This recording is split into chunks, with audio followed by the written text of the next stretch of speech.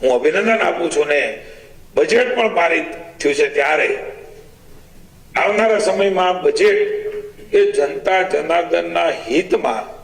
કેવી રીતે પહોંચે એના માટે મારા વિભાગે આ તમામ વ્યવસ્થાઓ કરી દીધી છે। મને કહેતા આનંદ થાય છે કે ખેડૂતોની આવક બમણી થાય એને આધુનિક બનાવવા માટેના મક્કમ નિર્ધાર સાથે ભૂપેન્દ્રભાઈના નેતૃત્વની ભારતીય જનતા પાર્ટીની સરકાર આગળ વધી રહી છે। ત્યારે 26-27 માટે ખેતીવાડી બાગાયત પશુપાલન ખાતાની વિવિધ કલ્યાણકારી યોજનાનો લાભ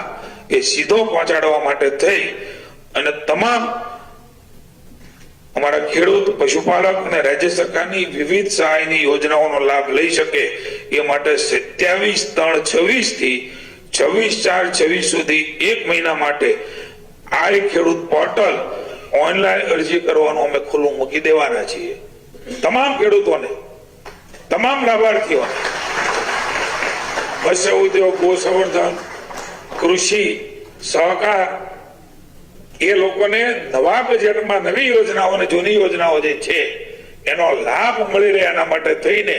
ખૂબ ઝડપથી મને એવું લાગે છે કે અમારો પહેલો વિભાગ હશે કે જેમણે આ પ્રકારનું પોર્ટલ એ 27 તારીખથી 26/4 સુધી ખુલ્લું મૂકવાનો નિર્ણય કર્યો છે। હું ખેડૂતોને વિનંતી કરું છું કે આપ સૌ આ 42 ઘટકો ખેતીવાડી ખાતાના બાગાયત ખાતાના 94 ઘટકો પશુપાલનના 12 ઘટકો આ બધા જ ઘટકો માટે ઓનલાઈન અરજી એ તમે કરી શકશો। અલગ અલગ પ્રકારની યોજનાઓની વાત નથી કરતો, એનો લાભ લેવા માટે આપ સૌ રાજ્ય સરકારની આ વિવિધ કલ્યાણકારી યોજનાઓ છે એ તમામ યોજનાઓનો લાભ એ તમને મળી રહે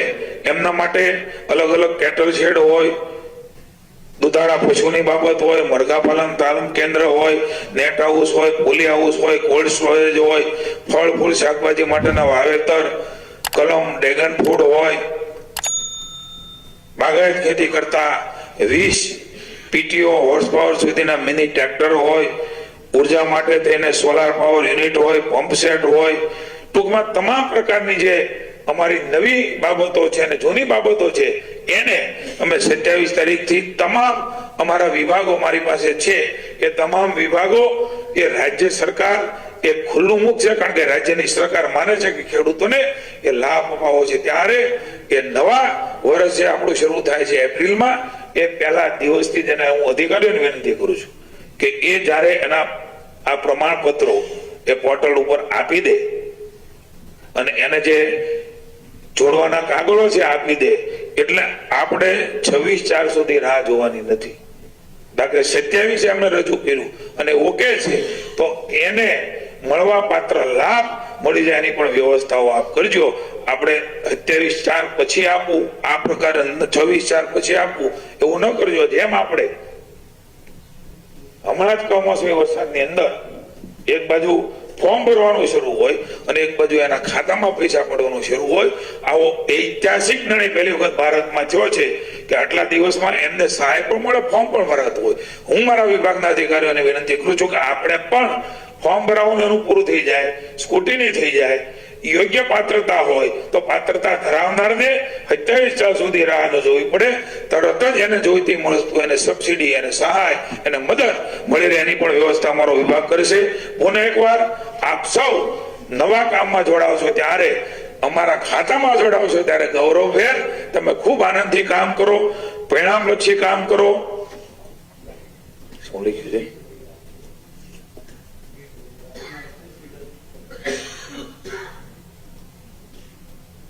અચ્છા, તાર વાડ પંપ સેટ ઓઇલ એન્જિન ટૂંકમાં તમામ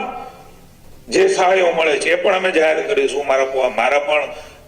પહેલામાં મૂકીશું। એ તમામ લોકોને લાભ આપવા માટે થઈ લાભ અપાવવા માટે થઈને રાજ્યની સરકાર એ નવા વર્ષની રાહ જોવાની નથી અને મારા વિભાગે આ પહેલ કરી છે એટલે અધિકારીઓને અભિનંદન આપું છું કે કદાચ બધા ડિપાર્ટમેન્ટ આપણું ડિપાર્ટમેન્ટ પહેલું હશે કે 27 પોર્ટલ એ ખુલ્લું મુકાય છે એટલે તમને પણ અભિનંદન। આપણે સૌ સાથે મળીને રાજ્યની જનતાનું આપણા વિભાગનું વધારેમાં વધારે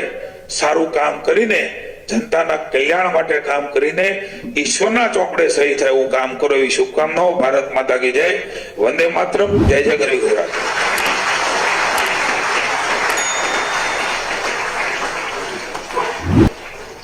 માન્ય મંત્રીશ્રીનો ખૂબ ખૂબ આભાર માનીએ. ખાસ કરીને આપ સૌ નસીબદાર છો કે એક દિવસ આખાનું જો કોઈ ઓરિએન્ટેશન કાર્યક્રમ હોય તો પણ એમાં આટલા ટૂંક સમયમાં આપણને આટલું માર્ગદર્શન ન મળે. સાહેબે કારકિર્દી અને